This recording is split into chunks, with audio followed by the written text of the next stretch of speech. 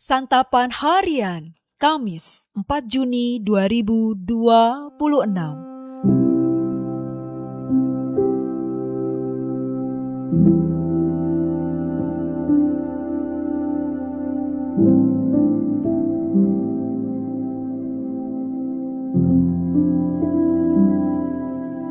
Inilah program Santapan Harian, sebuah program yang mengajak Anda menelusuri isi Alkitab, agar Anda menemukan makna firman Tuhan sesuai dengan konteksnya.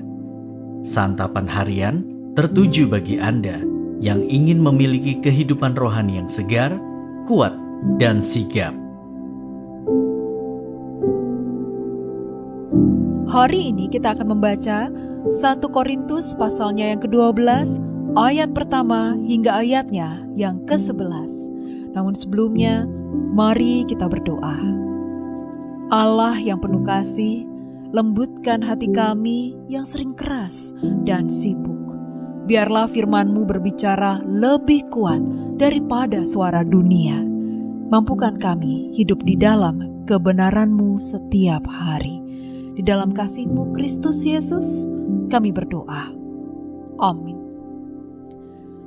1 Korintus 12 ayat 1-11.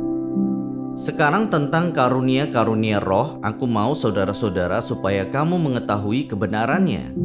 Kamu tahu bahwa pada waktu kamu masih belum mengenal Allah, kamu dipikat dan ditarik kepada berhala-berhala yang bisu. Karena itu aku mau meyakinkan kamu bahwa tidak ada seorang pun yang berkata-kata oleh roh Allah dapat berkata, terkutuklah Yesus. Dan tidak ada seorang pun yang dapat mengaku Yesus adalah Tuhan selain oleh Roh Kudus. Ada berbagai karunia tetapi satu roh. Ada berbagai pelayanan tetapi satu Tuhan. Ada pula berbagai kegiatan tetapi Allah yang sama juga yang mengerjakan semuanya dalam semua orang. Kepada tiap-tiap orang dikaruniakan penyataan roh untuk kepentingan bersama. Sebab kepada yang seorang roh memberi kata-kata hikmat. Dan kepada yang lain roh yang sama memberi karunia berkata-kata dengan pengetahuan.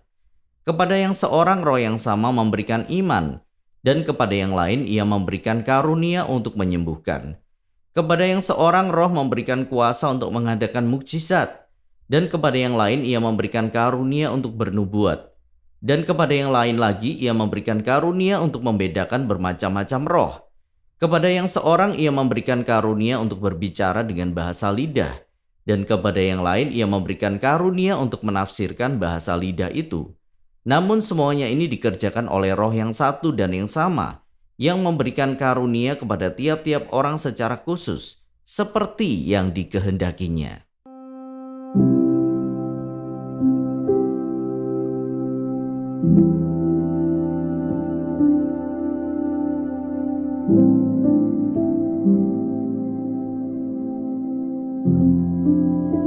Sahabat Scripture Union Indonesia, karunia dan aktivitas rohani tidak selalu membawa keharmonisan dalam komunitas umat Allah.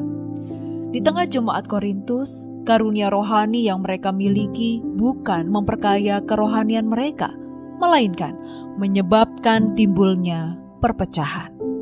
Hal ini karena mereka menyalahgunakannya sebagai simbol superioritas rohani antara satu sama lain. Karena itu Paulus memberikan nasihat supaya mereka memahami konsep yang benar tentang karunia roh. Ia menekankan bahwa berbagai karunia, pelayanan, dan kegiatan yang dilakukan sumbernya adalah satu, yaitu roh yang sama, Tuhan yang sama, dan Allah yang sama. Ia memaparkan berbagai contoh karunia roh dan kembali menekankan bahwa itu semua diberikan oleh roh yang satu dan yang sama. Berdasarkan konsep mengenai karunia roh yang dipaparkan oleh Paulus, kita dapat menarik beberapa prinsip. Pertama, setiap orang di dalam jemaat diberi karunia rohani yang berbeda oleh roh yang sama. Maka kita tidak perlu menyombongkan diri dan menganggap bahwa karunia kita lebih penting daripada karunia yang lain. Ingatlah, tujuan diberikannya karunia roh kepada setiap orang adalah untuk kepentingan bersama. Jika pada akhirnya karunia kita justru memicu atau mendorong perpecahan, itu berarti kita telah melenceng dari tujuan Allah.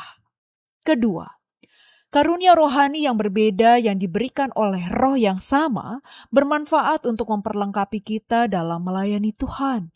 Semua karunia rohani yang ada dalam jemaat bertujuan untuk memuliakan Tuhan, bukan mendatangkan perpecahan.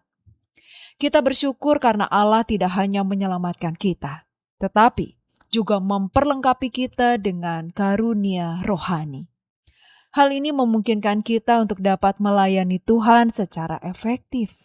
Pertanyaannya, apakah kita sudah menggunakan karunia yang kita miliki untuk kemuliaan Tuhan?